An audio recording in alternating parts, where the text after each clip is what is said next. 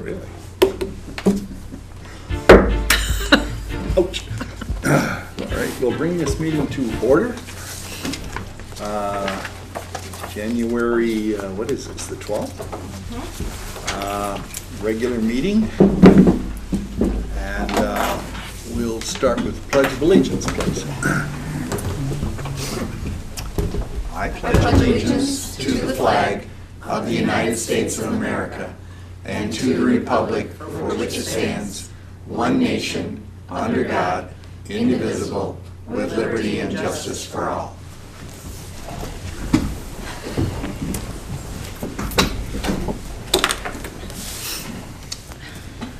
Okay, thank you. Next we have the roll call, please. Mr. Hinckley. Here. Ms. McGuire. Here. Mr. Gajewski. Here. Mr. Binkowski. Here. Ms. Krasko here. Mr. Weed. Here. Mr. Byer. Here. Okay, all present. Next, agenda additions. Is there anybody that has any correction or addition to the agenda that we have before us? Hearing none. Okay, financial report. Big one. $284,916, well over $250,000. But of course, the reason for that is that we haven't had a meeting since early December, and so it's been a little bit larger cycle of bill paying than normal. So, is there anybody that has any concern about any item in the financial report? Okay, once again, hearing none. Third part of the consent agenda is informational items. We have 4 from Bob and 2 from Ann. Spicer Engineering lift station proposal.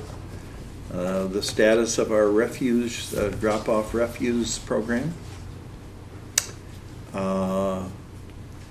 Negotiations with Fleece and Van Brink via Husra, a non-routine service update. A little increase in the, $700 plus increase in the pickup truck for Water and Sewer Department. And Van Lake Management Summary and Ratliff Park Air Force Munitions Project. Anybody want to dig on that? Any of those? Yeah, on the Spicer evaluation of our lift stations, in looking at the cost of $55,000 for 23 stations, it's about $2,400 per station, and for that kind of report, I found it to actually be a pretty reasonable expense for all that's involved with it. $2,400 per station is pretty reasonable.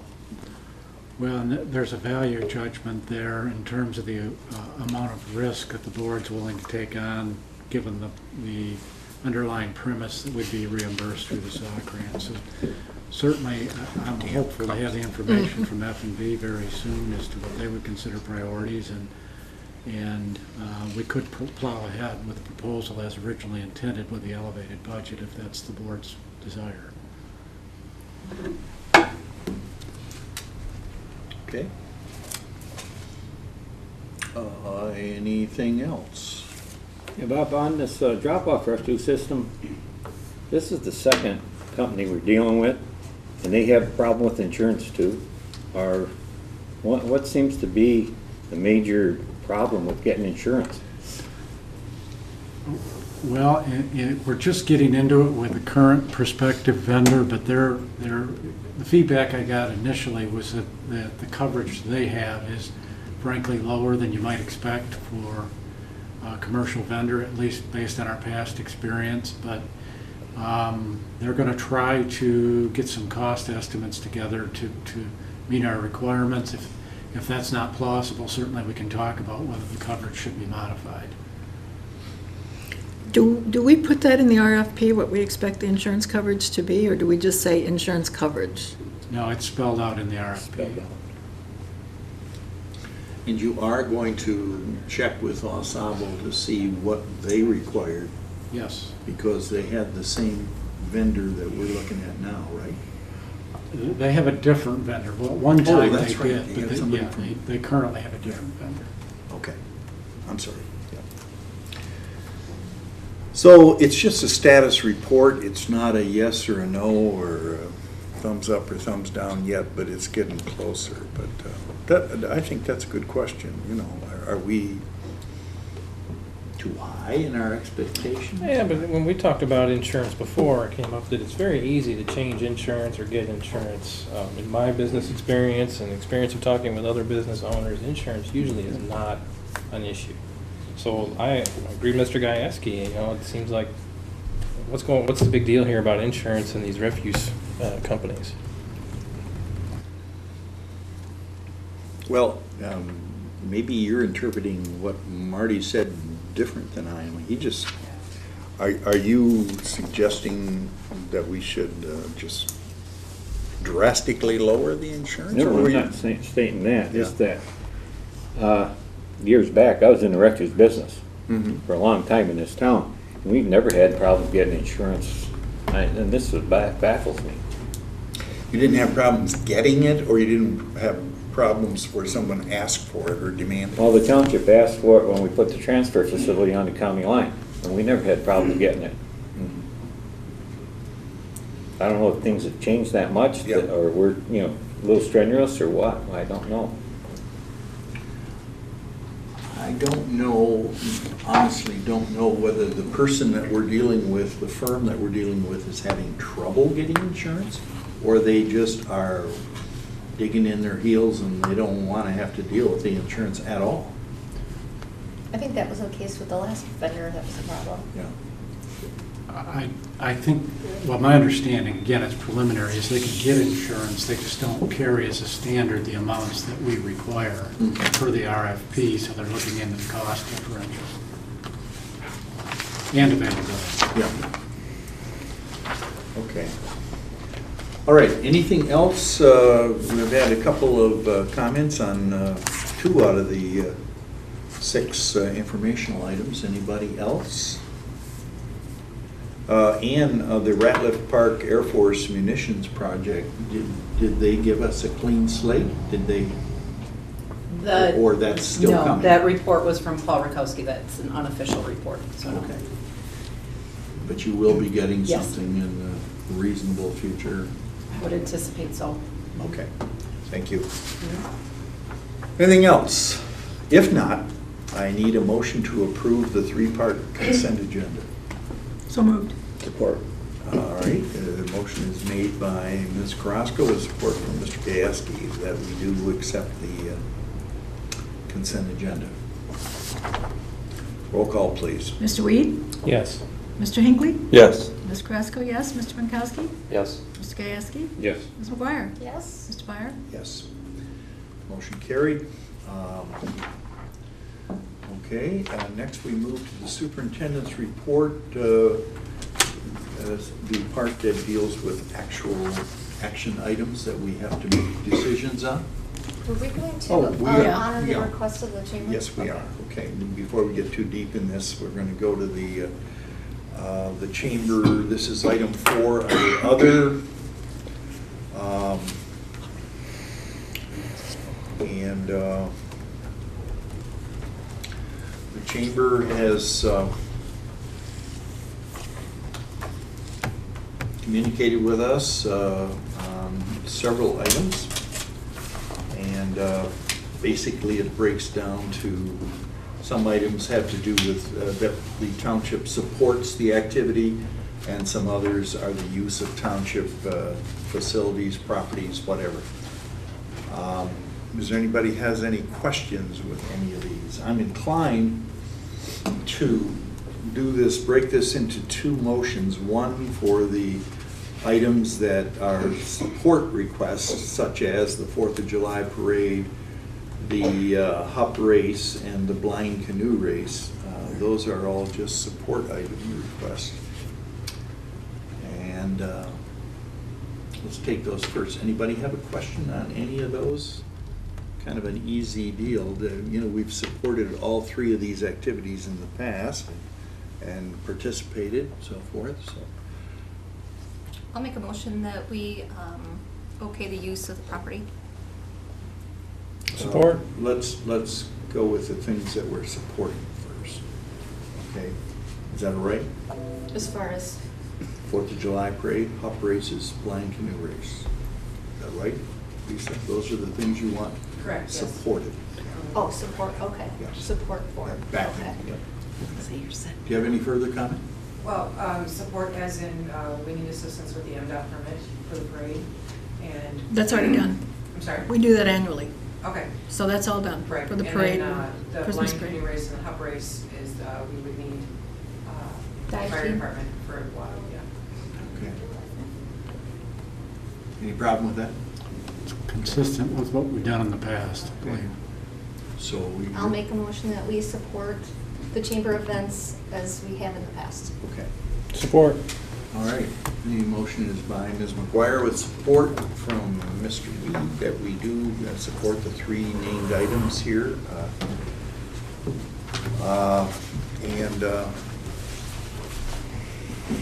Let's have a roll call, please. Mr. Gieske? Yes. Ms. McGuire? Yes. Mr. Weed? Yes. Ms. Carrasco, yes. Mr. Pankowski? Yes. Mr. Hinckley? Yes. Mr. Dwyer? Yes. Okay, next, the items in which township facilities are being used. Old Orchard, Snowbox Derby, Oscoda Beach Park, Art on the Beach, Furtaw Field for the Paul Bunyan Festival, and the Township Hall itself for Northern Lights Christmas Parade celebration. Anybody have a concern or a question about any of those? Okay, I need a motion to go ahead with those. So moved. Support. All right, moved by Mr. Weed with support from Mr. Hinckley that we do okay the request for use of township facilities for these 4 activities. Roll call, please. Mr. Pankowski? Yes. Mr. Weed? Yes. Ms. McGuire? Yes. Mr. Hinckley? Yes. Mr. Gieske? Yes. Ms. Carrasco, yes. Mr. Dwyer? Yes. Go home. Okay. Both passed. Thank you very much. Yes. And my error about neglecting to move that up gives me a chance I skipped something else too, public comment. So Good timing. You're in. I planned it that way. Do we have any cards? We do. Okay. Mr. Sean Wygant would like to talk about wood smoke. Okay. About what? Okay. Wood smoke. Oh. Smoke.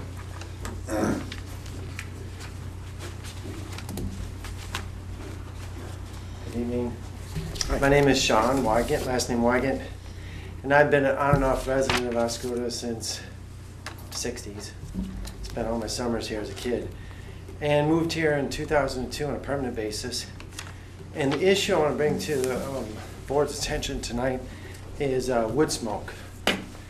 And I have a resident that lives just behind me, recently moved in last summer, who burns real thick wood smoke that comes out, and because of the winter winds, it fills my house with smoke.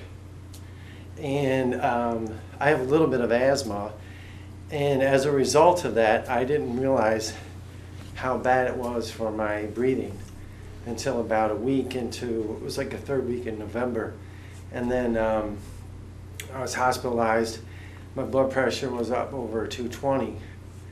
And then I went through a bunch of doctors to sort of figure out what it was that I could do to alleviate the issue. And one of those was to try and be not exposed to any kind of smoke, and in particular, the smoke that was filling our house. So I did some preliminary research on, statutory schemes that have been, this is kind of a growing area in the law. One that I wanted to bring to your attention was out of Washington State. Instead of banning wood smoke, they have a regulation on the books which allows, which prohibits any smoke that has an opacity over 20% for any 1 hour period. Now, I don't know how they regulate that, but I only have 4 minutes, right? How am I doing Yeah. on time? Okay. You're just out of time. Okay, so what I want to explore, because I tried, my first step was I helped this young man get assistance to get his heater turned on so he wouldn't have to use wood smoke for his thing. And then he informed me that his heater isn't doing the job.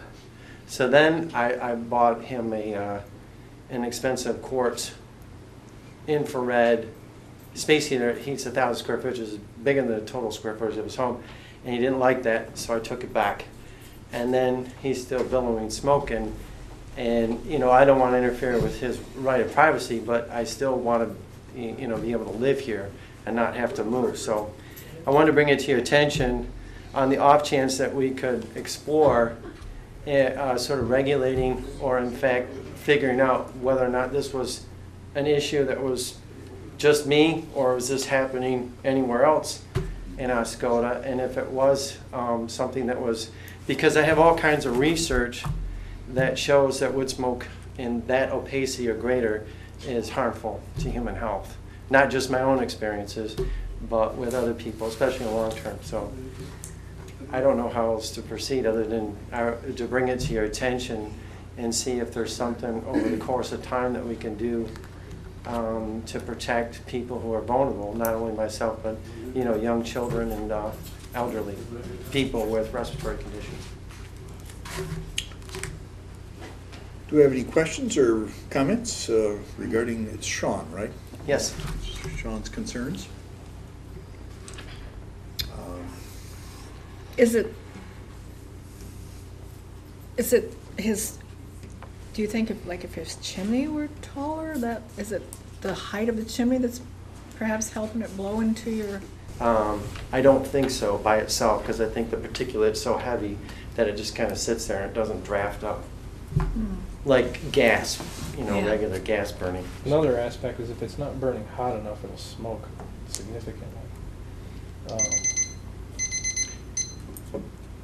But Yeah, I agree that should be looked into. I've heard some other complaints of people who've talked about the burning of leaves and burning of wood that's causing respiratory issues. I have heard people talk about leaf burning in the fall, but not wood stoves, but I don't know. You bought him a,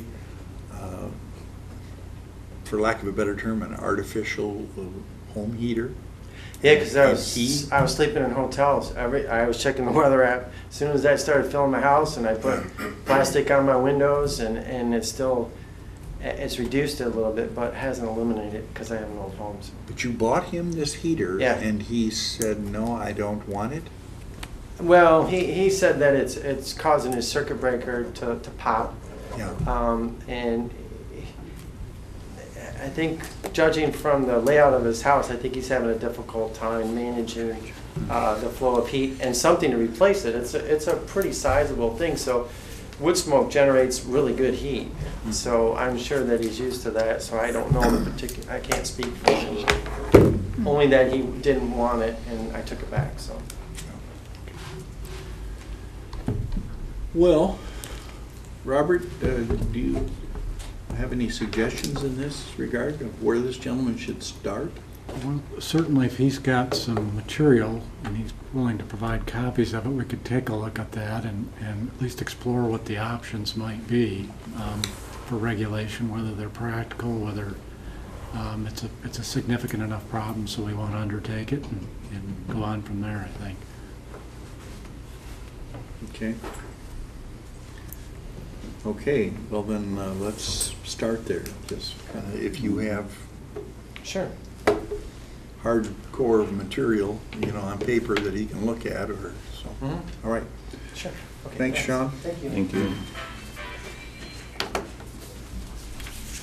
All right.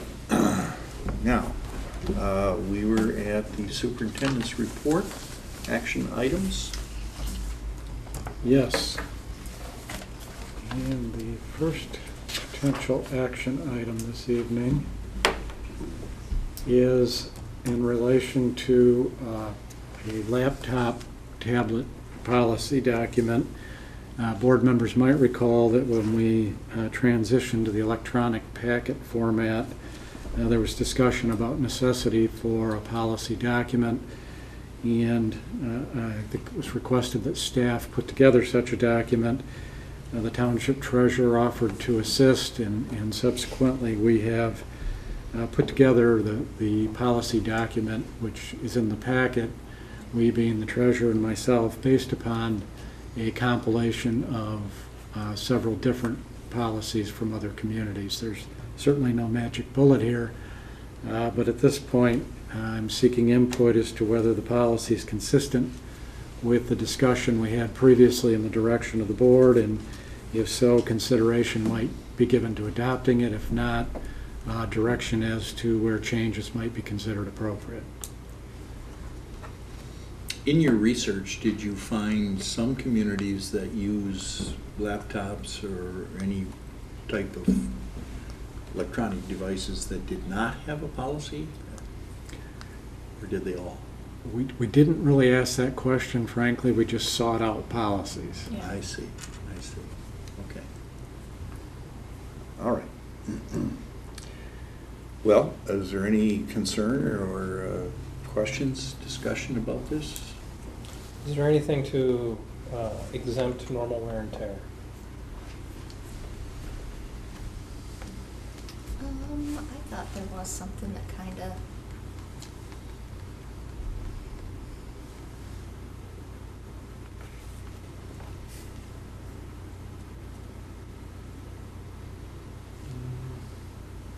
I don't think explicitly. I think kind of under condition, it'll just like, we got it when it was new, and I think maybe when you turn it back in, you could just say it was used. I mean, just, to me, that would be normal wear and tear. I mean, I guess it's basically the policy is covering for like if there's, you know, big damage, you drop it or it's stolen or that type of thing, I think. Because they're new, I think that's kind of where we were at with these. And then when you check it back in, let's say you don't run again or do something else, then when it's issued out again, then the condition would be used instead of new, and then you would kind of go from there and document like under comments if it was. Well, under here it says return to the township in the condition it was provided to me, and if it's something where somebody serves two terms and they've had the laptop for 8 years. Well, I think when you're like when I have you guys come in and sign it or do whatever, it's going to be new. Obviously, you're not going to be able to turn it back in new.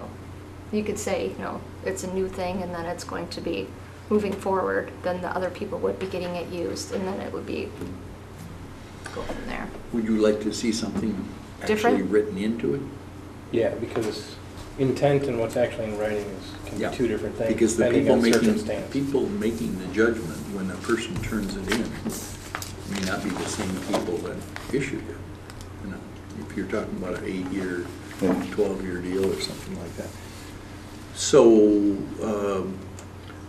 a motion to table this and just tweak it a little bit so that there is some kind of verbiage in it that talks about normal wear and tear. An accommodation for normal wear and tears. Yeah. Other than that, I think it's good. Okay. Okay, I will make the motion to table this until next time. Support. All right. Motion by Byers, support by Mr. Weed, that we do table this until we can come up with some additional language covering wear and tear. Roll call on that. Ms. Krasko, yes. Mr. Pankowski? Yes. Ms. McGuire? Yes. Mr. Weed? Yes. Mr. Hinckley? Yes. Mr. Gieske? Yes. Mr. Byer? Yes, motion passed. Next, we have the plans to apply riprap to the lagoons. Yes, we are in receipt of a cost estimate to do that. And I had requested that cost estimate based on the fact that improvement plans for the wastewater treatment lagoons under the SRF program are nearing completion. They're at the 95% level, and everybody should have gotten an electronic copy of those. And the engineer is going to be looking for feedback from us. And you might recall that one of the potential improvement options that we talked about that wasn't in the plan was the addition of the riprap. We've had it as an element of the capital improvement plan for many years, and there was a desire potentially to incorporate that. Unfortunately, the cost estimate is significantly higher than anticipated at $710,000. So I spoke to the engineer and told her that my presumption would be that we would not incorporate that. It wasn't part of the original SRF plan. It's not incorporated in the financing that's been approved through the state of Michigan. But I wanted to make you aware of, number one, the fact that we have those plans, and number two, that would be the assumption moving forward, because I think we all recognize that there might have been some benefit in implementing that particular improvement. Not that we can't do it at some point in the future, but as part of this current initiative, it appears to be an outsized cost.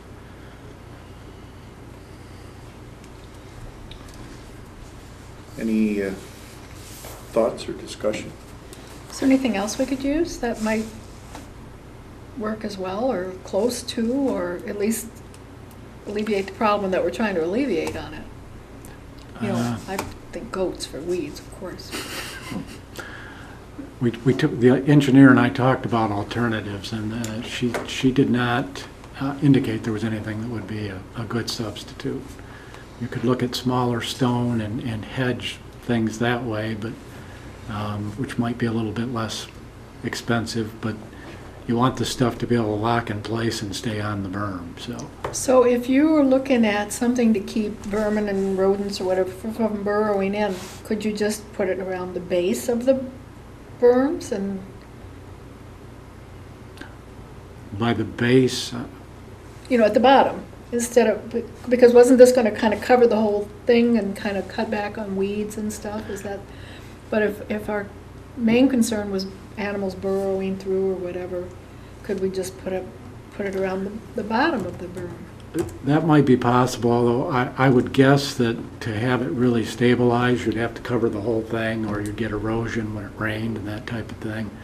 And I think a big part of this is weed control, and that means that the entire berm, or the vast majority, needs to be covered. I suggested, and maybe it's a bad suggestion, but we have this enormous pile of wrap material out on the base. And I asked Bob if this wouldn't be something that we could use. We already have it in place. But your answer was that because it's a petroleum-based product, it might taint the chemistry in the lagoons? That's my assumption. We certainly could ask the question, Yes. but Limestone is almost kind of like a natural filter in a way. Yeah. And the 3x6 is actually a little bit small of a rock to use for the berm, but it'll work. What I found was that $40 a ton of the stone is a fair cost for it. Some places that it's as high as $48 a ton. The thing here is that the riprap is important for it if we plan on operating this lagoon for 20 years or more. And based on my assumption of what everybody's talked about, that is the intent. And so if we're going to do all of this work on the lagoons, then doing the riprap at the same time is more feasible than doing it later when you have to move equipment around. A way to tackle the financial end of it, and how most municipalities do this kind of thing, is that the township would put a loan to the sewer department for the amount of this project. The sewer department would then add a, like we have a ready-to-serve charge on there. There'd be another charge on the bill that would cover the charge of this project. and it would have a sunset clause on it. So this project periodically could be paid in 7 years through that program if there's no interest rate. If there are bonds involved, then there's an interest rate which could then increase it to about a 10-year payoff. But How much would that increase the bills? you have to do an analysis to find out for sure. The township can loan, I didn't think they could do that.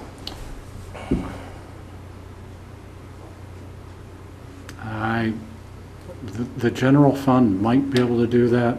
The more, if we were going to consider doing that, my suggestion, to make an inter-fund loan, my suggestion would be we look at the property O&M fund, but as everybody I think is probably aware, we're already going to be dealing with that for the VA expansion project.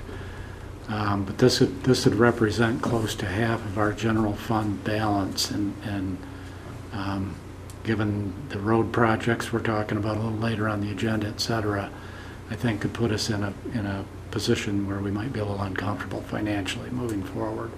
Certainly we could look at that, but it is a large sum of money in relation to the funds we have on hand, at least in relation to the general fund. Probably a little more flexibility with the property O&M fund,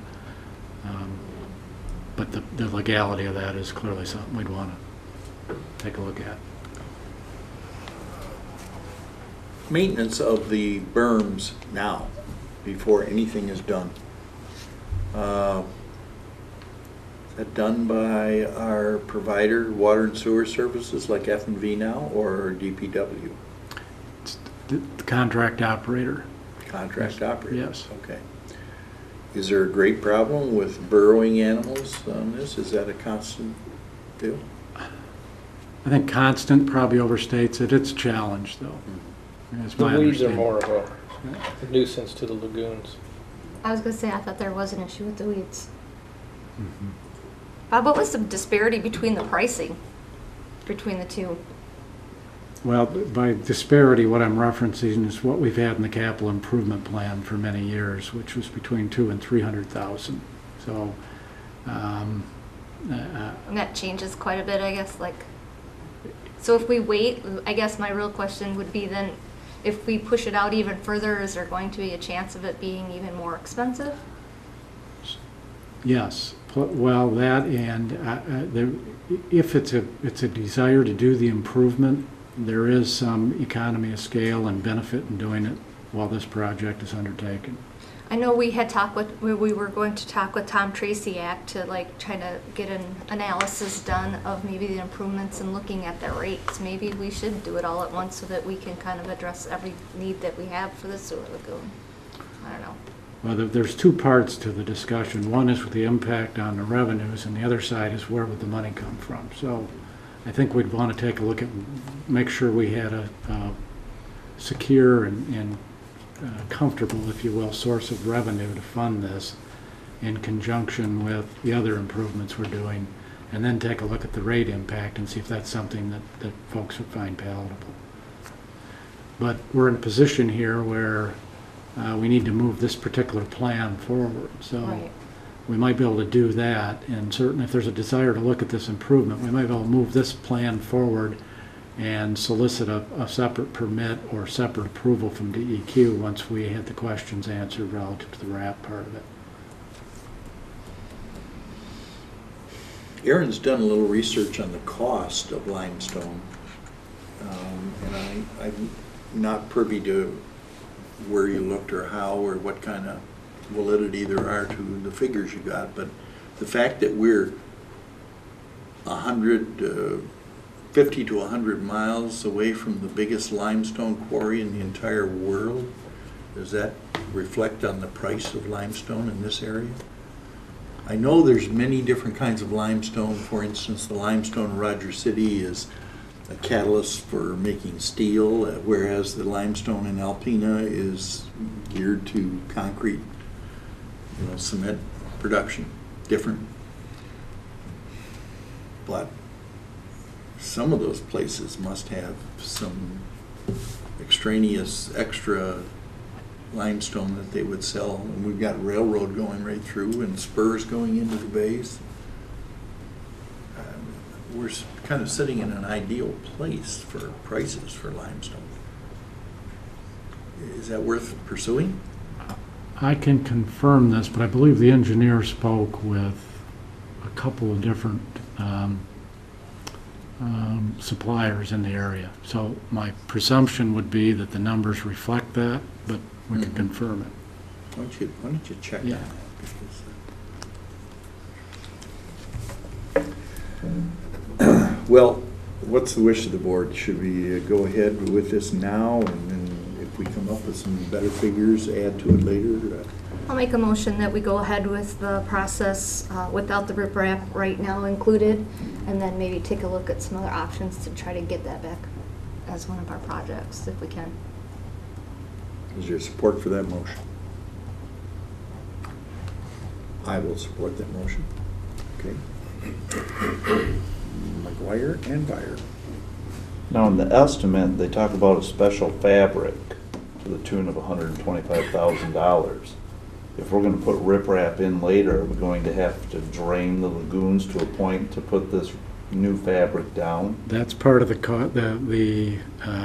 economy of scale cost savings, yes. It would definitely be more cost effective to do it now. And that was the original intent, getting the pricing and so forth.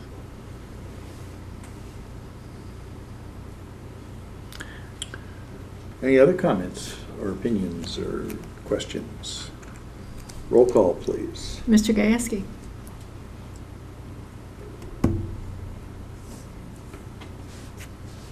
No. Ms. McGuire? Yes. Mr. Hinckley? No. Mr. Weed? No.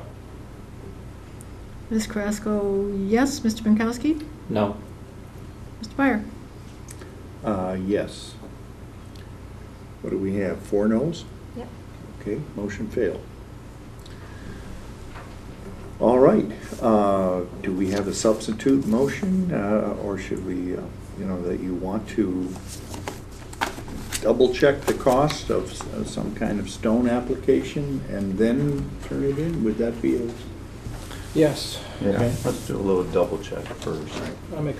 We'll table this until we have further information. Support. Do we have time for tabling? We do. This is a 95% review, so Okay. we can bring the plans back with the information for final review. Okay.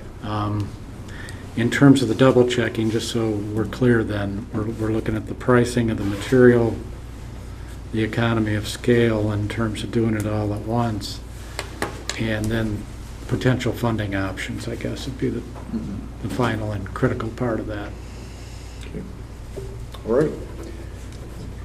So we have a motion to table this pending the further information that Bob just outlined, and that motion was by Mr. Weed with support from Mr. Hinckley. So this is the same item that we just failed that we're going to postpone now, just so I have this clear. Yes. Okay. And that was by Mr. Weed and Mr. Hinckley. Mr. Hinckley. Okay. Okay. Mr. Weed? Yes. Mr. Gieske? Yes. Ms. McGuire? No. Mr. Hinckley? Yes. Mr. Binkowski? Yes. Ms. Carrasco, yes. Mr. Byer? Yes. Okay, motion is passed. All right. Next, we go to the auxiliary tool for our Vector truck. This is an auger attachment for the Vector, and the proposed purchase of same in the form of a communication from our FEOP regional supervisor. What's prompted this potential purchase is recurrence of the storm sewer blockage challenges on Mission and 8th Streets near that intersection in the Wordsmith district. You might recall that this has been a problem in the past in that particular location. The root intrusion has reemerged. F&V attempted to deal with it with the equipment we have on hand now. They were unsuccessful. It's just too much bulk for the current equipment. An effort was made to run a camera through the pipes, and the root intrusion prohibits that. It's visible in the manhole, so the thought was, let's invest in a more effective, heavier duty cutting head as opposed to hiring contractors again to do the work, and then we can do regular and routine maintenance using our own equipment in the future, and it should be more cost effective. Having said that, this is the situation that prompted our discussion about a year ago, wherein we had approached the Air Force about offering support, be it funding or otherwise, to deal with these challenges, based on the premise in part that the environmental cleanup program there and the constant flow of water is a contributor to the problem, and we would not have all the water we have in the street without that pump and treat system being in effect. We're advised that there's a letter that's going to be forthcoming soon, wherein basically they are not going to be offering support. That was verbal, so we'll wait to get the letter. That's, I think, a discussion for a different day, but I thought you should be aware of that. Thought here is that we should deal with the immediate problem, which is the blockage. So looking for authority to move ahead and purchase the auger attachment in the amount of $3,524.05. Yeah, we're pretty certain that this will fit the fittings on the Vector truck. Yes. Okay. Certain. Say pretty certain? Yeah. It's coming from the same place we I purchased the I Vector would truck. hope so Is it? then. I move we go ahead with the purchase. Support. Okay. Motion by Mr. Hinckley to go ahead with the auger attachment to the Vector truck, and that was supported by Mr. Gayeski. Any further comment? They're Okay. trained on how to use that, correct? Different attachments for the truck? By the supplier? Or- My presumption is, yeah, Okay. they have a similar type of a unit now, so I'm not sure how much training would be involved, but yeah, I'm sure they will. Okay. Okay. If any of you have not had a chance to go out there and look at that, it's a constant water across the road at all times, and in the temperatures we've been having, it's a sheet of ice. A lot of traffic leaving the hangar area for lunch and so forth. You know, people are in a hurry to get to lunch and maximize the time they have, and it's a, you know, then there are actual pools in the ditch of water that had not been covered over by ice. So, but I can see it's a traffic thing. We need to deal with that. So, What's the cost of repairing that area? By repairing our, Storm sewer piping? well, I believe we had a quote in the neighborhood of $19,000 or $20,000 to put in situ form type material, a liner in the pipe. Replacing the pipe is something I don't think we've ever got quotes But a on. liner Yeah, would be acceptable for that. that would probably solve the problem, yes, based on the feedback we've got. So, over the course of several years, I figured it'd be more cost effective to put a liner in. Well, if we could do the routine maintenance yearly with this piece of equipment, and depending on the amount of time and so forth, that would be a value judgment. and we're not buying this for just that one place. This weed Correct. roto-rooter thing can be used in a number of places, right? Not just there. Right. So, has multiple application. And it may turn out that for whatever reason, going back to Mr. Weed's question, if the root growth is really prevalent, then the liner system may prove to be a good solution. It just depends on how long the maintenance has beneficial effect. Yeah, because isn't that going to eventually, I don't know, maybe not, if it cause that pipe to collapse? If the roots keep getting in there and those cracks get bigger and bigger? The roots will cause the cracks to enlarge. And so that will collapse that pipe eventually, do you think? I mean, even if we do keep it cleaned out, you know, the damage is already there and the roots are still going to try to come through. Well, my understanding is if they are trimmed regularly and treated, that should have some benefit. But certainly if we're looking for an absolute cure-all, then a liner would be that fix. Yeah.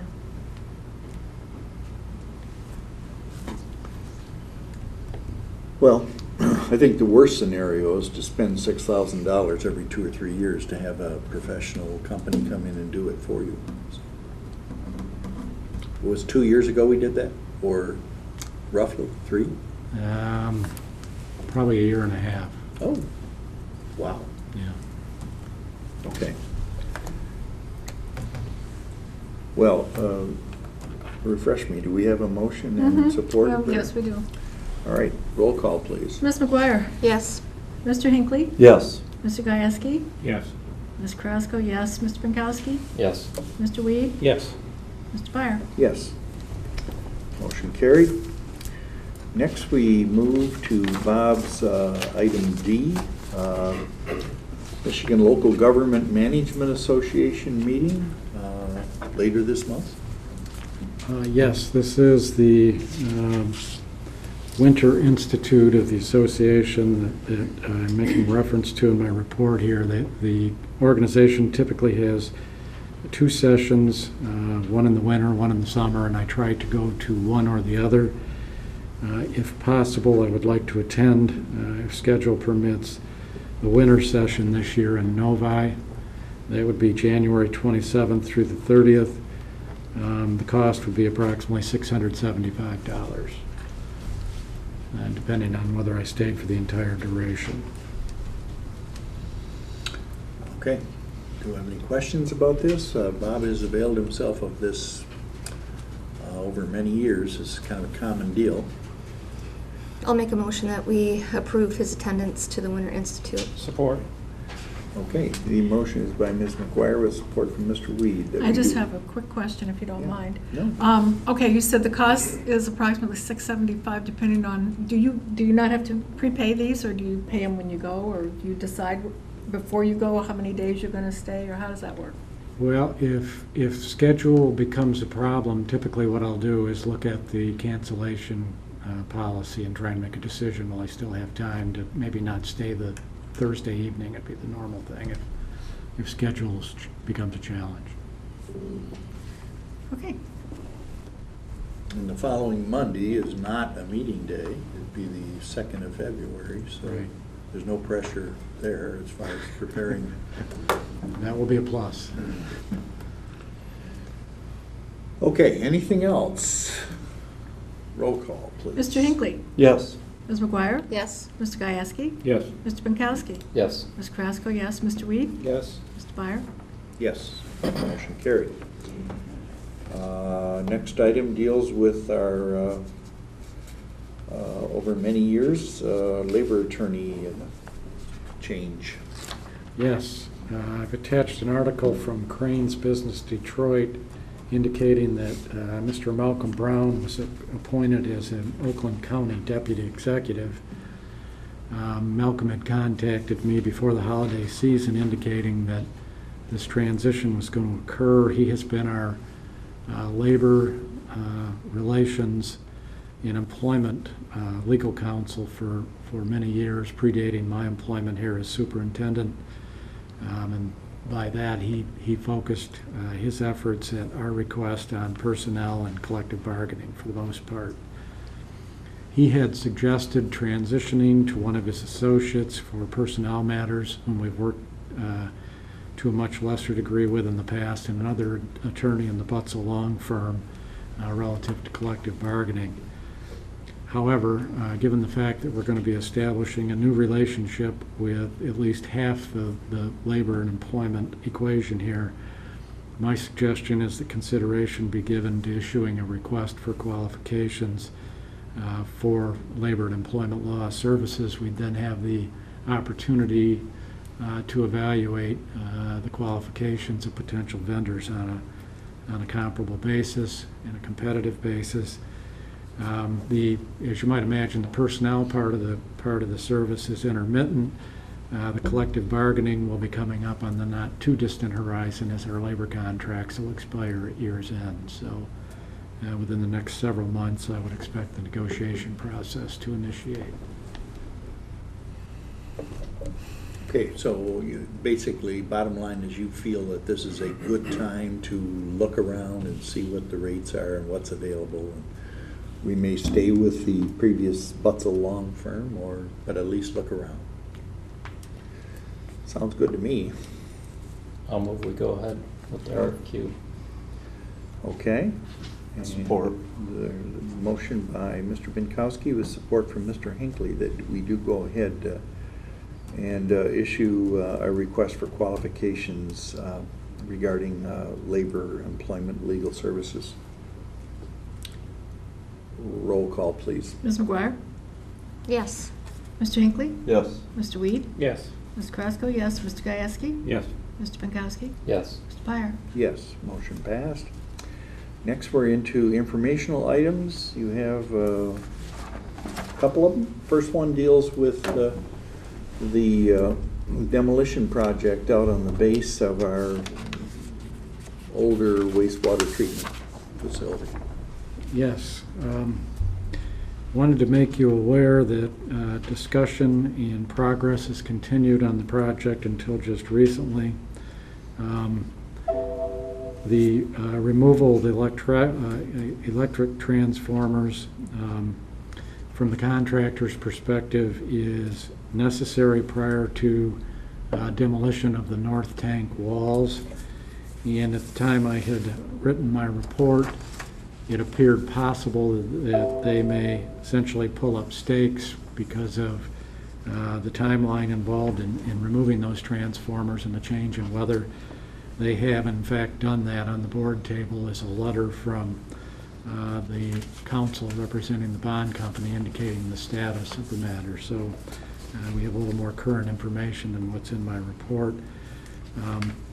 So they have essentially vacated the premises, the sludge has been removed, and if we're going to follow through with complete abandonment of that tankage, we are going to need to remove those transformers. That would require a process of 1 to 3 months in terms of getting Consumers Energy engaged. They would have to put together a proposal. Township would have to take it up and approve it. That cost would be about $3,000. And on the board table, I see many of you picked up the handout with Mr. Hamlin being the primary architect of that information. He's obviously here to answer questions. We have a number of scenarios there where we can reestablish electric service. That's going to be an additional cost. To sort of cut to the heart of the matter, it appears as the simplest and most cost-effective would be overhead poles at a cost that Consumers is estimating $4,000. So that's the path we're headed on. Wanted to make you aware of it and see if anybody had any questions or concerns. Some of the urgency's been eliminated from a timing standpoint, obviously, given what's transpired with the contractor. If we do overhead with the pole, so Bob, we'd be running another meter over there, correct? Wouldn't it be, I mean, less in the long run to just come out of the DPW building? I mean, it's gonna cost us a little more up front, but I'm looking at the benefit of getting a 400 amp service in the building also. I mean, Potentially, there is less cost long term without the meter, certainly.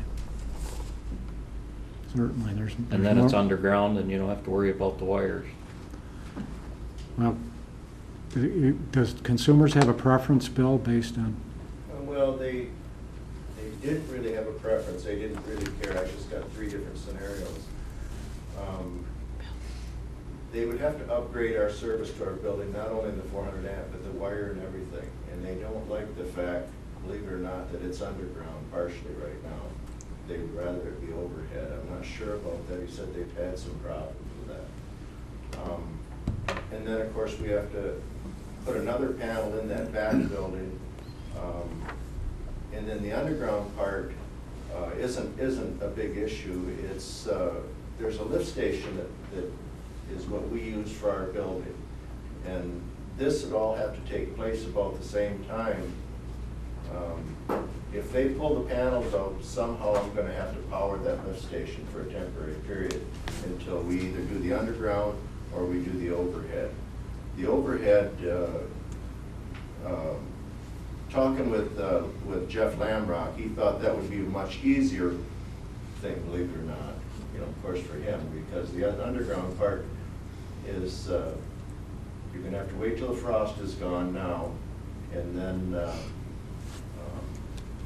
you know, of course, get the panel all changed, and then rewire that up, and then put a new panel in the other building and run the conduit and pull the wire.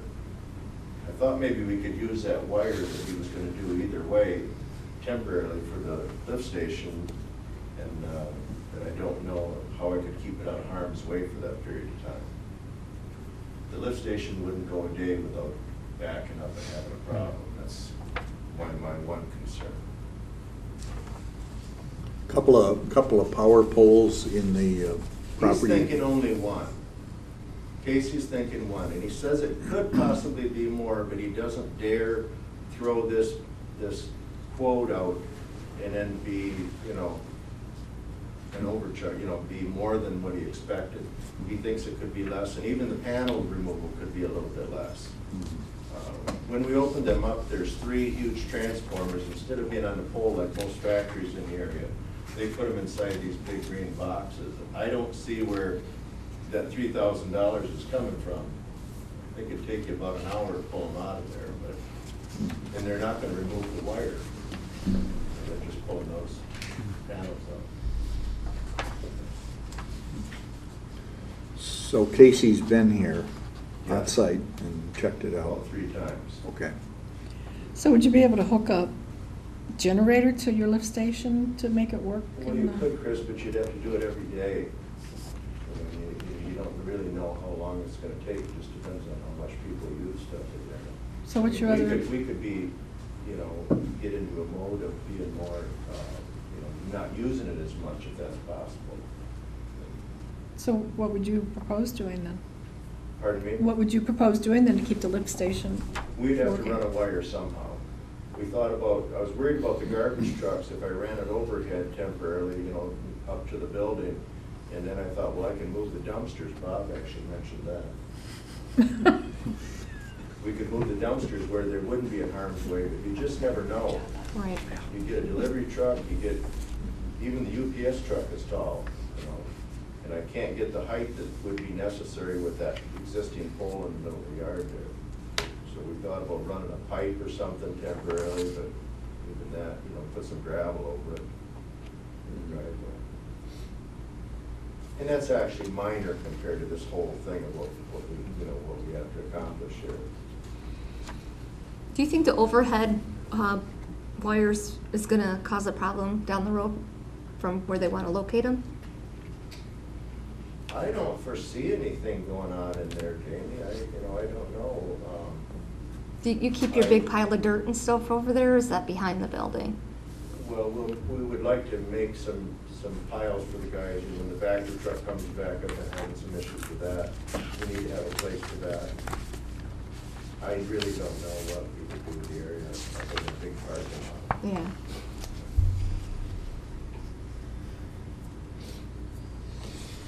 Well, it's, in terms of the initial question asked, there's not a lot of cost difference there. So it's Yeah, you're right. definitely a value judgment. So which one do you prefer, Bill? I thought the overhead was easiest because then we can have everything removed possibly in 1 month. You know, that can all be out of there. I don't foresee the overhead being a problem. I'm not excited about cutting our driveway again. You know, that's the only way I could get that conduit across from there. I kind of volunteered our assistants to help him run that conduit. And the only way I can do it is dig it from our building over. And then we could run the trencher through that sand, but the asphalt part would be, and you've got those 3 big wires coming in, which should be disconnected at that time. Then you got your main sewer line that goes to the lagoons, comes across the driveway right there. And then there's a gas line. They're all things that could be carefully crossed. We would have to cut the pavement.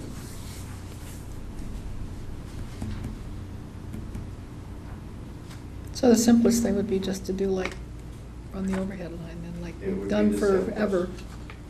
Even Jeff mentioned that, he didn't sound like he was real excited about that long run with the conduit, but it's all a clear run. Like Rick says, it'll be out of the way forever. I don't foresee as long as it's high enough up. For some reason, they mentioned they'd rather see it up above than they would underground, so I don't know, but that's actual service coming in. And they don't usually allow two,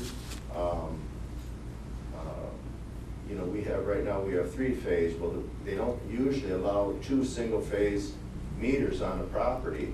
And I had him call and find out, so I didn't have to come back and say, well, they're not allowing us that. And the boss said, that's fine.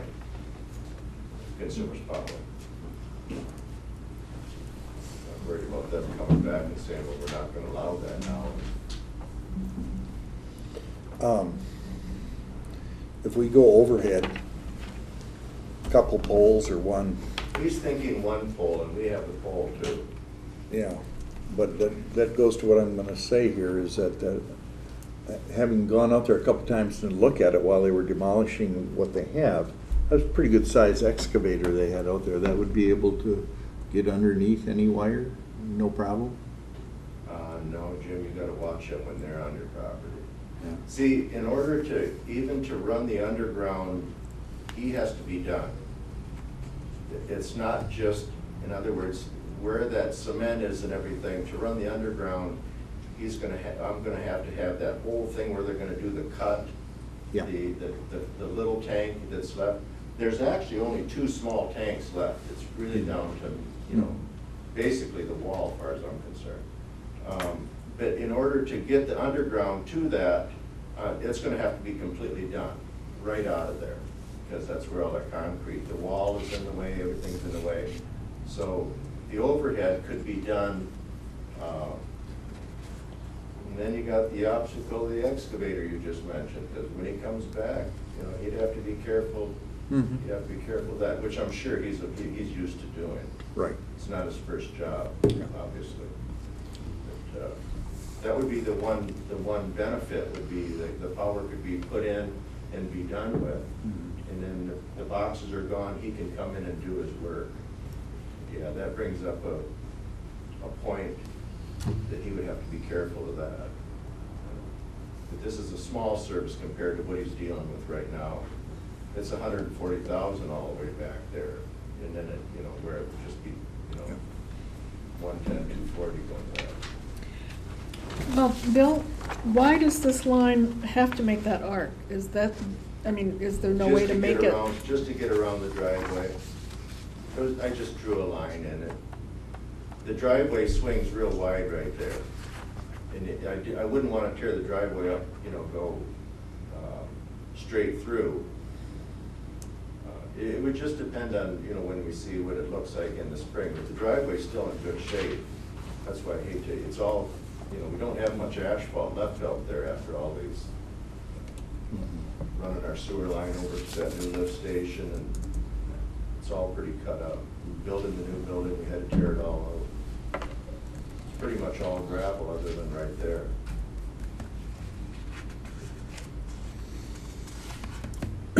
What do you what do you want from us? If there is any direction as to a preferred approach, because again, we're going to have to initiate the process with consumers to eliminate the transformer, so confirmation of that. Would it work if we just authorized Bill and you to go ahead with whichever way works the best for the DPW and consumers? Sure. I mean, I don't see where it's gonna make a difference to us. No. Bill's the one that's out there every day. Yep, I mean, he's the one that's gonna have to deal with it. So, And it could be less if you went overhead. right. He just can't stick his neck out and say it's gonna be a lot less. Well, I'm gonna make that motion. Support. Okay. Motion by Mr. Binkowski, supported by Ms. McGuire. I think it would be cheaper too, but I don't want it to be too cheap. One pole, if you can do it one, fine, but if you. Oh, they'll make that determination. Yeah, Jim. because otherwise, you're gonna get too much of a sag to the wire, and you got problem, so. Okay, roll call, please. Mr. Weed? Yes. Mr. Hinckley? Yes. Ms. Carrasco, yes. Mr. Pankowski? Yes. Mr. Gieske? Yes. Ms. McGuire? Yes. Mr. Byer? Yes. Motion. Thanks, Bill. Thanks, Bill. Thanks, Bill. Okay, Bob's final item here is the Oscoda area first responders status. Yes, it's been some time since we've talked about the first responders, and I thought an update would be appropriate. There have been a multitude of discussions and meetings involving Township Supervisor, myself, Oscoda Township, or AuSable Township representatives, Osco County representatives, and the first responders themselves. And at this point, it looks like a tentative agreement's been established with the county wherein one or both townships would lease one bay in the EMS station in AuSable from which the first responders could continue to operate. The monthly cost to do that would be in the neighborhood of $275. If we're successful in striking an agreement of that nature, the additional cost could then be added to the existing contract amount with the first responders, which you might recall is $8,000 per year shared between the townships. And the thought is that we could then enter into a one-year service agreement. The working group, if we want to call them that, has established some objectives and priorities as a result of the discussion. It would be the intent to deal with those in the contract renewal process, most likely through some kind of a letter of agreement, and that would be subject to discussion in the near future with the first responders. At the same time, we're advised the first responders are struggling financially, and they will need some direction and resources to maintain operations. So I thought it appropriate, again, to make you aware of what's transpired and that general outline of proposed action.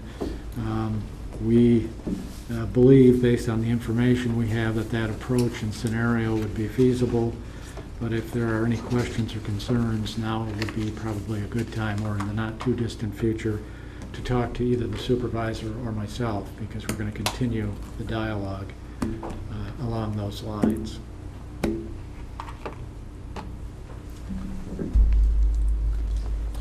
So if we rent a space out in this building, this is the same building that they were operating out of, right? It is. Mm-hmm. So the space is available. It is. There's way less talk about storage problems now. No. And there's no talk of improving the ambulance service. By improving in Well, from my understanding, there's one ambulance servicing our area, and that's not a 24-hour, 7-day position, is that correct? There are times they're called down and it's vacant up here? there are, or they're halfway in between.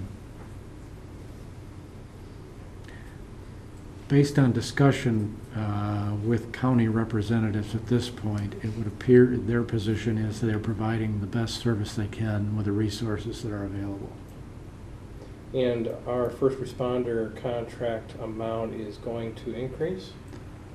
It would presumably under this scenario, yes. By how much? About $3,300. Yeah, A year? yes. Yep. Yes. 250 Almost to 50%. 275 per month is what the county's asking. No, the overall first responder. They're Expenses. $8,000. Is Well, that going to go up? It's currently 8,000, so we'd add the 275 a month, 250 to 275 a month to that. So it would be roughly 11,000 to 11,500 in that neighborhood. But the first responders can't transfer you. Right, they can Yeah. only stabilize. Stabilize. How long are you gonna let them in there for? Is this for a year, or is this for 5 years, or what? We haven't gotten to that point, but the discussion has been that the contract with the first responders would be for a year, so presumably the lease with the county would be for a Year lifetime. to year? But that certainly doesn't mean that they wouldn't be amenable to a longer term if we were to seek one. So, oh, go ahead. I'm sorry, are the first responders 24/7? They are. And how many people do they have on that? The last list I saw, I think they probably had 6 or 7. And they all make runs? That's one of the challenges I think they have, is they all could, but the participation is in terms of the percentage of individuals responding to runs, grouped to a pretty narrow band of 2 to 3 people, it looks like. So those 2 to 3 people are available 24/7? Well, I can't say they're available 24/7, 365, but they're available generally around the clock, yes. So there are periods of time when the first responders are not available? Can't tell you that for sure. Have you ever heard of any case where there was a need for first responders and they were not available? I have not, but that certainly Nor doesn't have mean I, yeah. it didn't happen. Right, I understand. Yeah. So how does it work when there's an emergency and as to how a first responder and an ambulance is going to respond? What's the policy involved with that? Because I've heard there are times when the first responders are told, don't respond to this because the ambulance is going to take care of it. I don't know whether that's factual or not. Well, based on the discussion so far, it would appear there have been instances where there are conflicts over protocol. And I based on feedback we've gotten, the protocol is one of the topics that we would like to discuss. So the ambulance service would have precedence over everything. If there's a call out and the ambulance comes and first responders, the ambulance is the one that's going to actually do the majority of everything. Once they're on scene, presumably, I think the premise of the first responders is they're here and they can get to the situation, the incident quicker, and stabilize somebody and deliver care that otherwise would not be available. Bob, the more involved we get with their, what runs they take and this type of thing, isn't that creating more liability for us? I would say Potentially? the more we're involved in their operations we become, potentially, yeah, that's probably more a question for the council. But yeah, I would think the more we're directly involved in supervising operations, yes. And the more they're going to want to become a permanent part of our operation, possibly. Isn't it just with us contracting with them, put liability on us? To some degree, I would suspect that it does. Again, that's probably more of a question for the attorney, but just by being involved in providing the service, even though we're not directly providing it, but I think there is a reasonable firewall there too, because we are contracting for the service as opposed to directly offering it. In your report, you've put wherein one or both of the townships would lease one bay. Does that mean we're doing this and AuSable Township isn't? Well, I think the tentative understanding is both parties would pay, but it might be simpler to have one or the other do the lease arrangement. Yet to be determined. Can we let AuSable do it? Not certain at this point. So then we both be paying $275 per month? No, that would be shared. Oh, that would be shared. That's what I was wondering. Yes. So it's going to be half that. That's, Sorry. no, it's 3/4, 1/4, or 2/3, 1/3. It's based on the assessed value ratio, so it's about 75-25 typically. Right.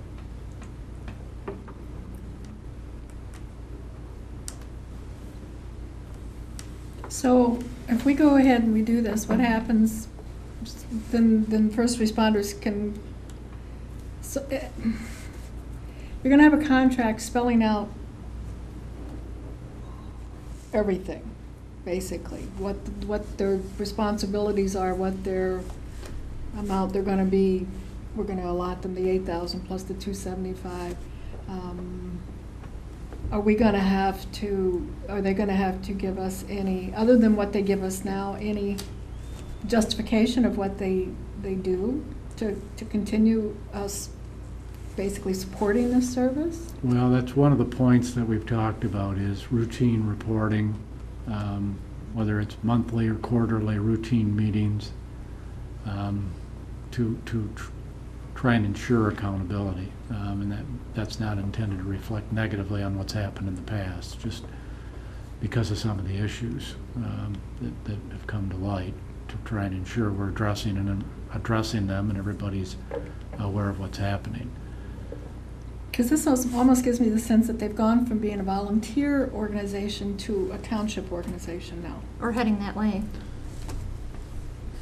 And I have concerns about that. Well, the relationship would be, continue to be contracting with a nonprofit. But, I think implicit in the discussion and implicit in them approaching us several months ago is that the townships and the community have a significant stake in maintaining this service. That's kind of my thought. I mean, I know there's a lot of good questions that have been voiced here, but in our area, with a high percentage of retirees, basically an older population base chronologically, first responders are kind of important.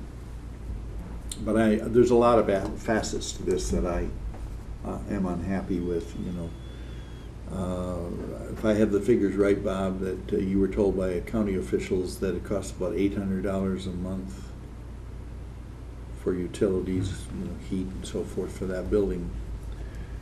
And there are 4 bays plus a common area in the middle, if you've ever really checked it out. And if they want $275 from us for 1 bay, that leaves them 3 plus the common area. I'm not sure that $275 is a fair amount. And they started much higher than that, So, I know there's lots of questions, but I still think that it's a valuable service. And in this community, Sabo, Oscoda, more than the average town, maybe more than, let's say, East Tawas or so.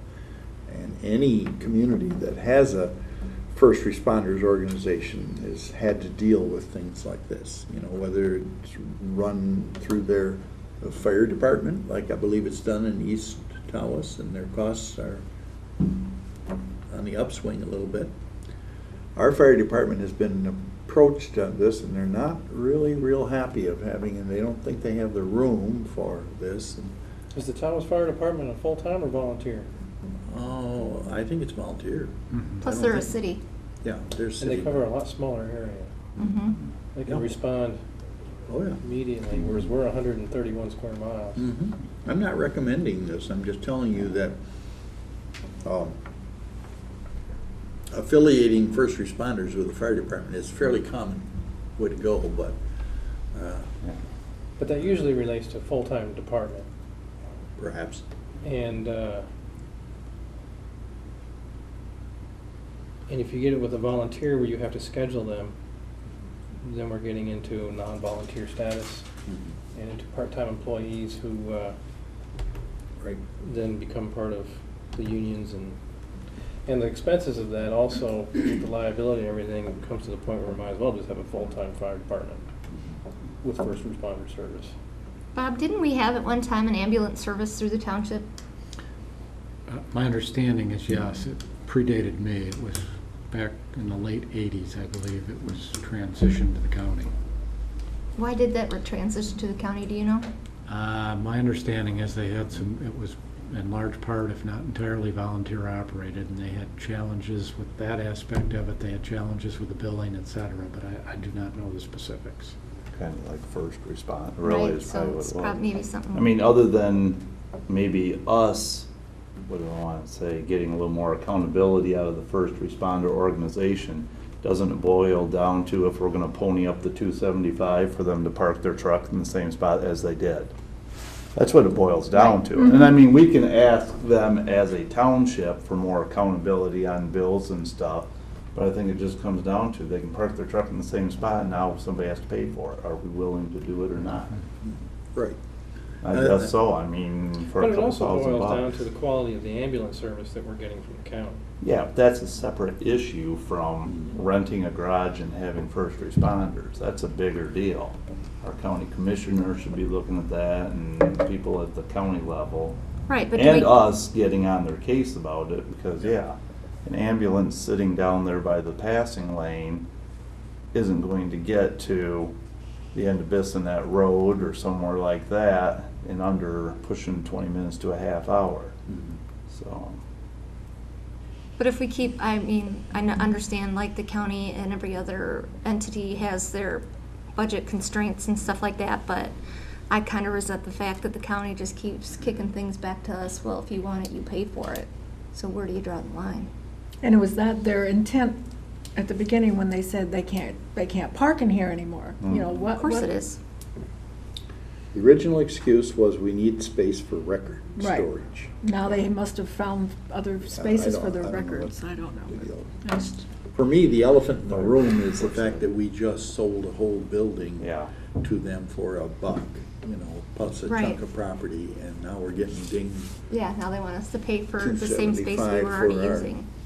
So, anyway, we don't have to decide tonight, but you guys, please be thinking of this, because eventually we're gonna come up with a recommendation, and you need to not be surprised by stuff. Can you clarify liability issues? Sure.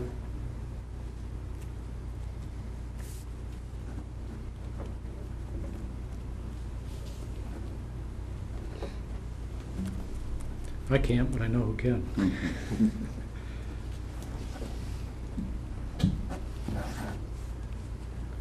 Anything else? If not, let's move on to resolutions and ordinances. We have a couple of resolutions to deal with. I'm Yes. sorry. No, I guess that's the next thing, resolution. Yeah. Mhm. All right. So we have the very first resolution of this calendar year, Resolution 2015-01. Tell us a little bit about that one. Certainly. This is an appointment to the Oscoda Wordsmith Airport LDFA. In this particular case, it would be Mr. John Scanlon, who's principal at Phoenix Composites. Now, we have two of these resolutions. The second is essentially the same resolution with the appointed party there being Mr. Don Nolan. Okay. And the reason for Mr. Scanlon is the new one is that he's replacing a former employee of his, is that right? That is my understanding, yes. Mr. Martin Goot was on this, so. Okay, I need a motion to adopt Resolution 2015-01 dealing with the appointment of Mr. John So Scanlon. moved. Support. All right. Moved by Mr. Binkowski with support from Mr. Gieske that we do adopt Resolution 2015-01. Roll call, please. Mr. Binkowski? Yes. Mr. Weed? Yes. Ms. McGuire? Yes. Mr. Hinckley? Yes. Mr. Gieske? Yes. Ms. Krasko, yes. Mr. Byer? Yes. Okay, next one is 2015-02, and as Bob mentioned, this is a reappointment of Mr. Don Nolan, the head guy at Coletta. Need a motion? I'll move. Support. Okay, moved by Ms. McGuire with support from Mr. Weed that we do adopt Resolution 2015-02 involving the reappointment of Mr. Don Nolan. Roll call, please. Ms. Krasko, yes. Mr. Binkowski? Yes. Ms. McGuire? Yes. Mr. Weed? Yes. Mr. Hinckley? Yes. Mr. Gieske? Yes. Mr. Byer? Yes. Okay, next we move to other. We have 6 items, one of which we've already taken care of, but the first item is a report recommendations from the road committee, which is Mr. Hinckley, Mr. Gieske, and myself.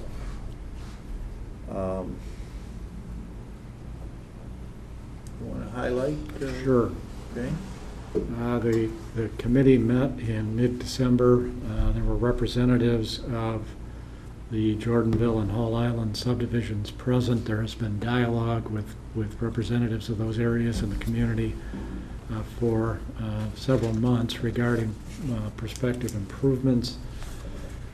We had requested cost estimates for the areas that were desired for improvement, and those were taken up by the committee. And in short, there is a chart, I believe it's on page 80 of your packet, which summarizes the improvements.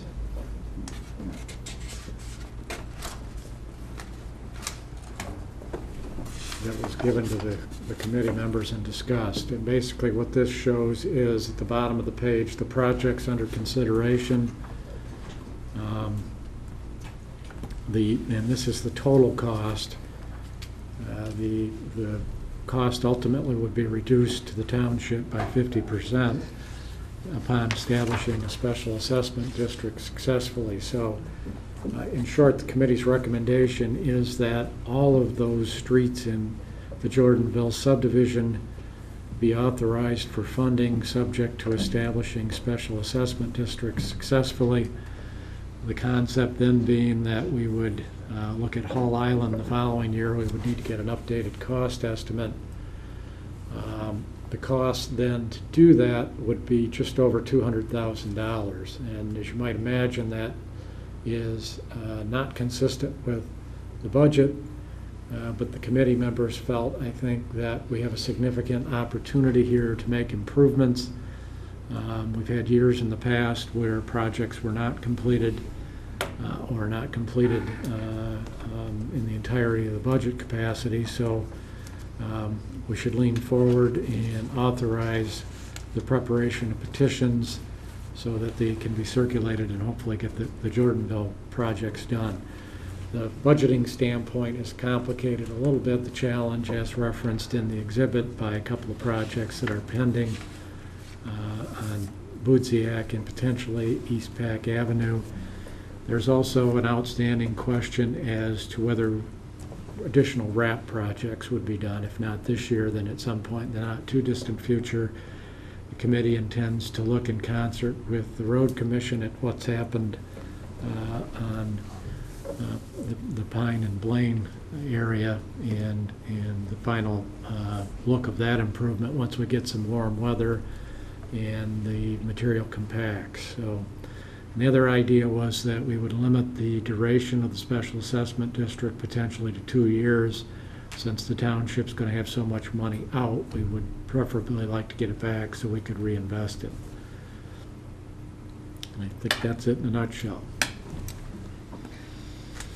Well, I see here on this Jordanville Drive, there's only one house on Jordanville Drive. The cost to do that road is $4,823.28. So how is that going to work?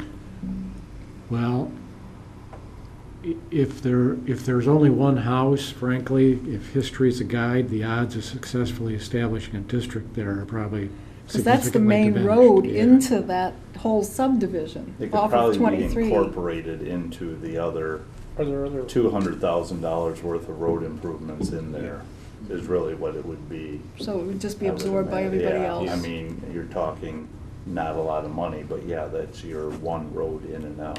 Are there other properties on that road? Not the front on it, there's No. only one fronting on it. There's only one so there's fronting only on it, the one other that ones are would all be- side yards. Yeah, We're talking about wrap material on these streets in Jordanville? no, No, we're talking about Asphalt. full asphalt, Yeah. Asphalt. regular coverage. since the difference is only, what, $3 a ton or something like that. I've been rather disappointed in the wrap. Boy, I don't know what to think, Aaron. I think if it were reconstituted with additional bitumen, then it might be fine, but as is, Just lumped down. I don't Yeah, think we it's gotta wait in performing the well. spring and see, but yeah, I would tend to agree. It's turning into washboard is what it was doing in the fall, so maybe the snowplows moving that stuff into people's front yards will smooth it out. They'll have gravel shoulders also by the time it's done. I understand your concern about, the success of the project. I just don't think that last year was a good test. We didn't have 90-degree days for any Well, stretch. thank goodness. I know, but that's what this stuff What it calls needs. for to really work. Well, and it was gonna be done in May, and it was done July and August, Yeah. so we Yeah. didn't have time. Yeah.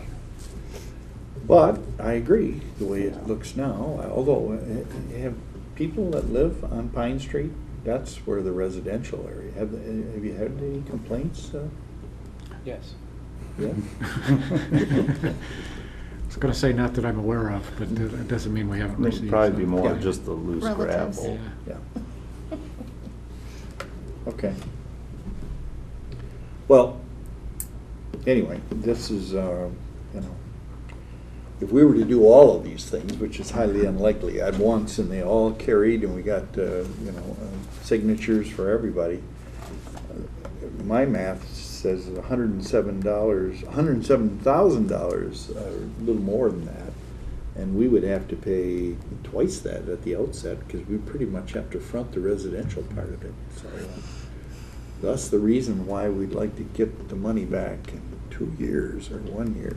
Now, with the increase in the gas tax, is that gonna change anything on the road commission's part? That was discussed. I don't know. That was Since discussed. they are only paying 30%. Yeah. Right. Well, they pay only 30% countywide. We're not gonna get a special change for us from them. They'd have Alabaster Township and everybody else screaming at them, so. Well, that doesn't mean they can't change it for everybody, but I was just wondering if there was change. Not that I've heard of.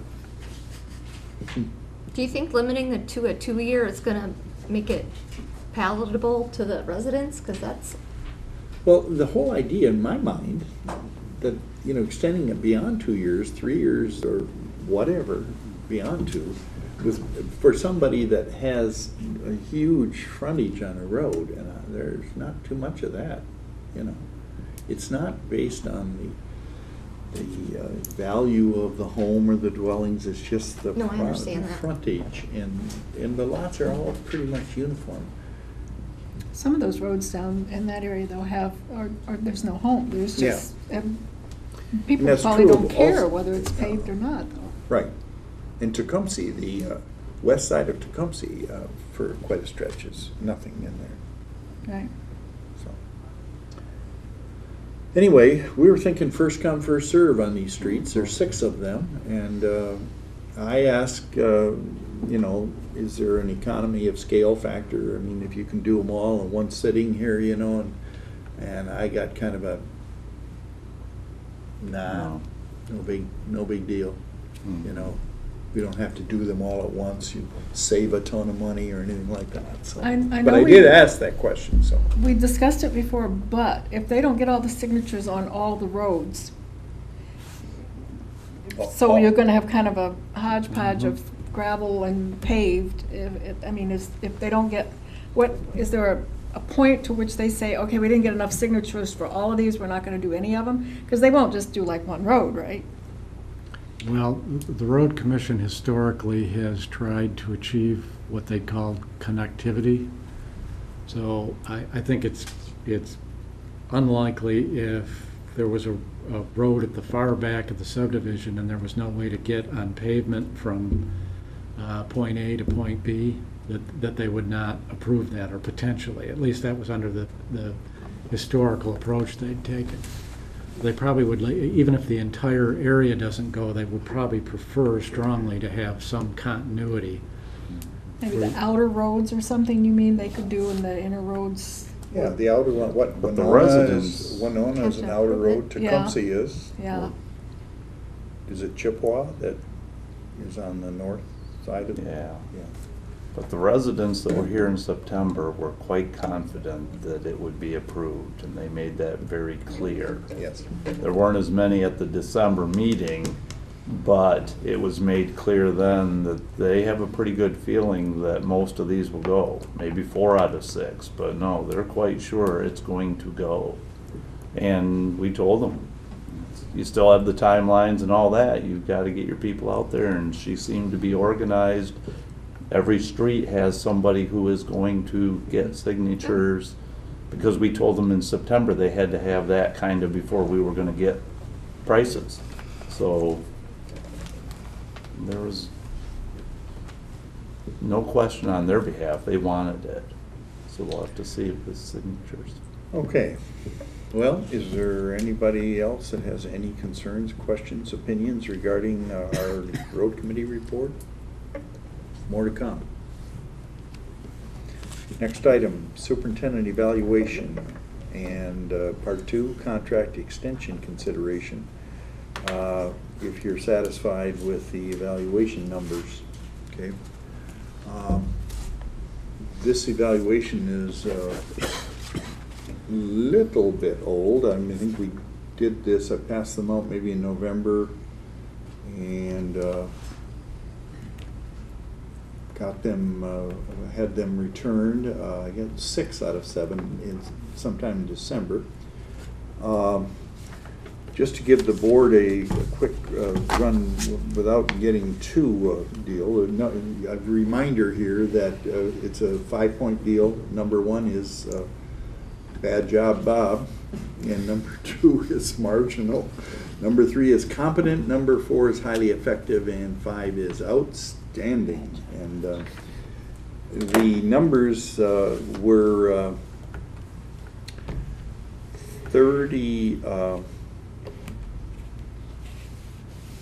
4.2, and I divided that by 8 questions that were numbered, and came out 4.3.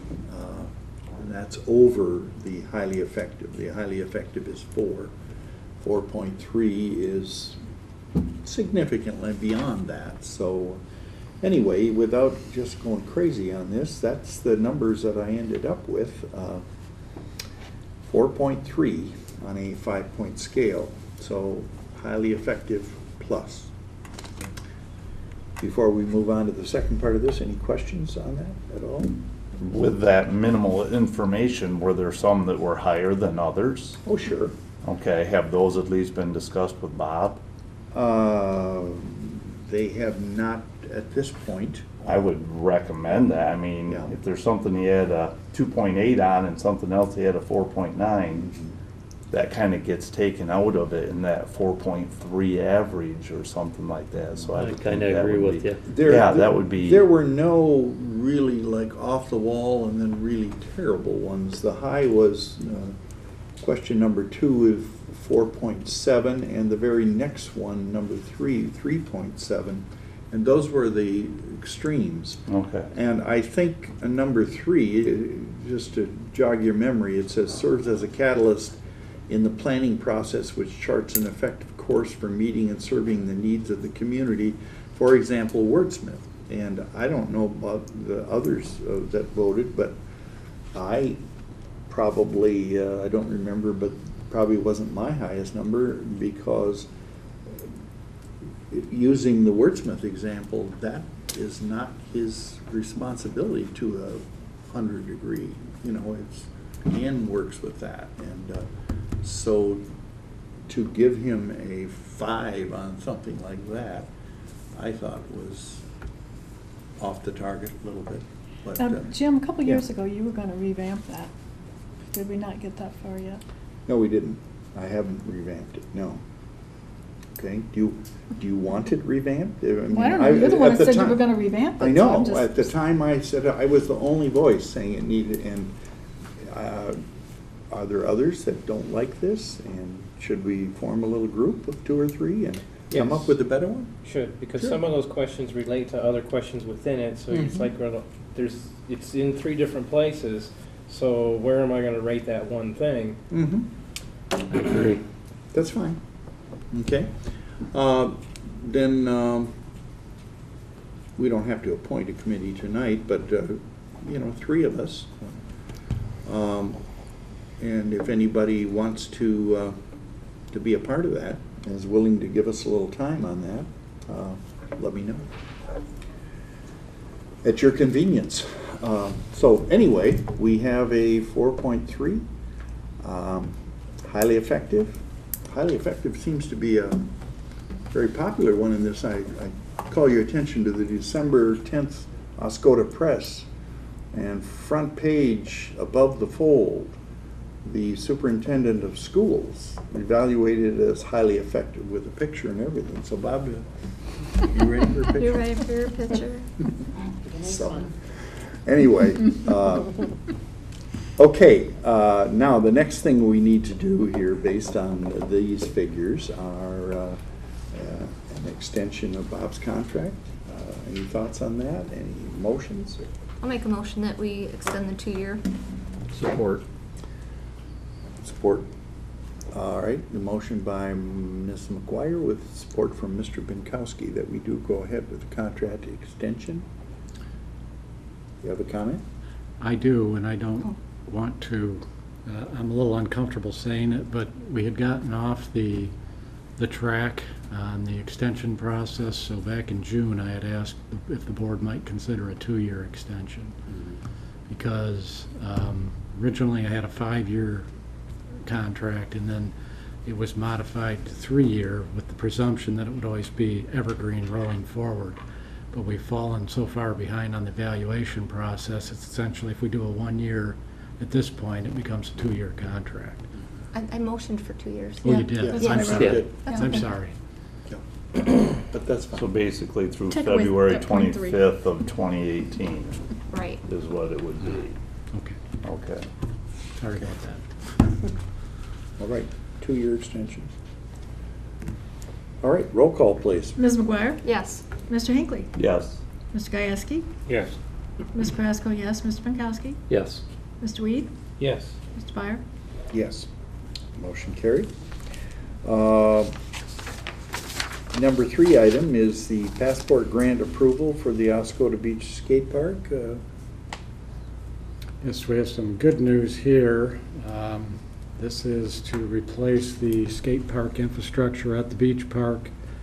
It was about a 60-40 grant, so we would be putting in about $16,400 on top of the $25,200. We're awaiting the grant agreement, and we'll hopefully be moving forward to implementation in the not too distant future after that. Awesome. Okay, thank you very much. What, this money is going to be used for configurations. We don't need a new cement pad, right? It's for the ramp infrastructure itself. Right, okay. All right. Next item is the Chamber of Commerce already did issue, that. which we've already done. Next is the Senior Center Building Authority appointment. During the last meeting, we had talked about vacancies on the building authority, and the potential appointment of one of our board members was discussed. And subsequent investigation indicates that that probably is not in conformance with the applicable statute. So reporting back on the need to basically find a candidate who is not affiliated with the Township Board to fill that vacancy. Okay, so it seems that we're back to square one, since Jamie, or anyone that works for Jamie, is probably not eligible here. But I have a candidate that was suggested by another board member, and I've talked to different people about that individual and got nothing but positive reactions. So we're close to filling this. So probably next meeting I will have a recommendation for that. Okay. The last item is an employee resignation. Yes, we have a resignation from one of our part-time library assistants, Susan Kodik, and I would suggest that the board accept her resignation. With regrets, that would be effective January 30th. Okay. So moved. Bob, I'd like to mention that Susan has offered if we do need her in a pinch, that she would be more than willing to come in and help out if that be the case, so. Thank you. Support. Okay. Motion by Mr. Hinckley with support from Mr. Weed, that we do accept the resignation with regret.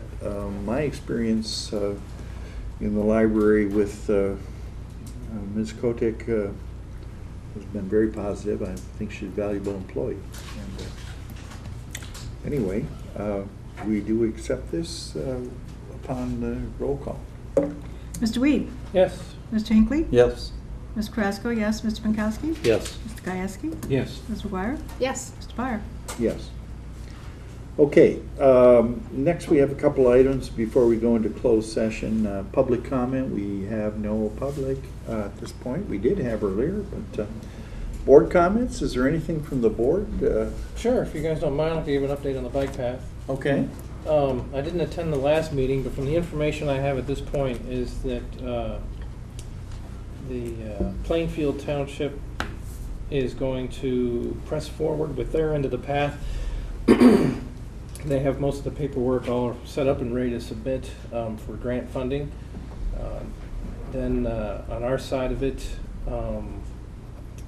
we've, as long as the Oscoda Township provides a commitment of the $50,000, then the county is going to apply for grants for both Asable and Oscoda Townships to complete this end of the path from the river to the school. That includes the bridge. And it looks like grants are in full swing right now, that a lot of people are wanting to give out money, and a lot of people have interest in our path, and it's officially on the Governor's Showcase Trail program. So our chances are pretty good at getting the funding we need. There's 4 large grants that we're going to go for initially before we start seeking additional funds from private entities.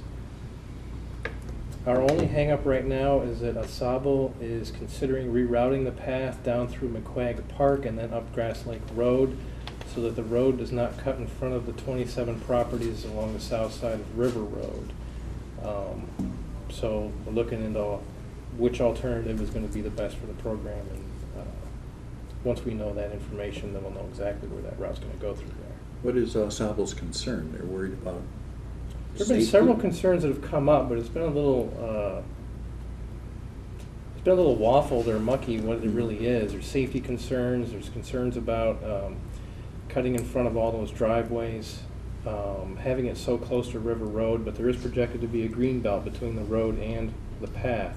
Whether that's 2 feet, 4 feet, or 6, just depends on how much easement there is. But it will all be on, if it's on the south side of River Road, it will be on the right-of-way. state road right-of-way. Yeah. From what I've heard, they feel more comfortable with it going through McQuagg Park. They feel it'll be safer along there. Opposing views of that is that there's limited access that way, and that people will probably just shortcut River Road on River Road anyways, rather than go down through that section. Rerouting it will increase the cost probably by at least $100,000 and add about half mile or more to the project. But we just have to check and probably delay the project by 2 years based on the environmental studies. But we've got to run through all these alternatives to make sure we're putting it through the right way. And it would sure, in my quick shoot from the hip opinion, damage the visibility of this project a little bit, you know, as far as out-of-towners coming and say, oh, you know, like you can see the pathway in Alabaster Township quite easily as you drive on 23, and this is tucked back in the woods here. You're not going to really see it until you get, what, west of Grass Lake Road? Is that where it's going to be? Correct. To add a little more information, I'm sorry. Yeah. I was approached late last week about the possibility of running the pathway through the cemetery as a connection to McQuagg Park. And we had gotten maps and so forth and begun that dialogue and from a staff standpoint. But probably you should be aware of that. Just very, very preliminary. But A bike path through the cemetery? Yeah, it's nice. I'd have to agree with Aaron. I mean, if they get to Grass Lake Road, they're gonna stay right on River Road and come Yeah. into town. Yeah, right. Okay. Anything else from the board? Me. February 10th is the deadline to file for your personal property tax exemptions for the 2015 tax year. Personal property for everybody, it only affects commercial property and not residential. If you want to get the specifics of what you have to do to qualify for that exemption, you can call the assessor's office at 739-7071. Just so you know, the state will not make any exceptions this year for late filings as they have done in the past. So it's important that you file by February 10th. Okay. And the filing is in your office? You have to go to the assessor's office. Okay. Okay, I thought the assessor was just the source of information, but you have to go there to file. Yep, they have the form to file. Okay. Anything else? One question. Yeah. Was there action taken relative to the road report in terms of approving the funding if need be? No. No. No. We might want to consider doing that for Okay. benefit of the road commission. Yeah, because they don't want to prepare all the cost estimates without a. Right. I'll move we approve the report. I support that. Funding. Do we buy her? And that was, the motion was to what? To support Approve the road funding funding? for For the the road projects. report. Yeah, road project report, whatever. Roads in the report. That was a big oops. That's the reason for one of the big holdups right now, so. Roll call, when ready. Mr. Gieske? Yes. Ms. McGuire? Yes. Mr. Weed? Yes. Ms. Krasko, yes. Mr. Pankowski? Yes. Mr. Hinckley? Yes. Mr. Byer? Yes. Motion passed. Thank you, Bob, on that. You'd like a Right. motion to go into closed session? Yes. So moved. Okay. Support. All right, moved by Ms. McGuire with support from Mr. Weed that we do go into closed session. Roll call, please. Mr. Pankowski? Yes. Mr. Weed? Yes. Ms. McGuire? Yes. Mr. Hinckley? Yes. Mr. Gieske? Yes. Ms. Krasko, yes. Mr. Byer? Yes. Okay, we're in closed session.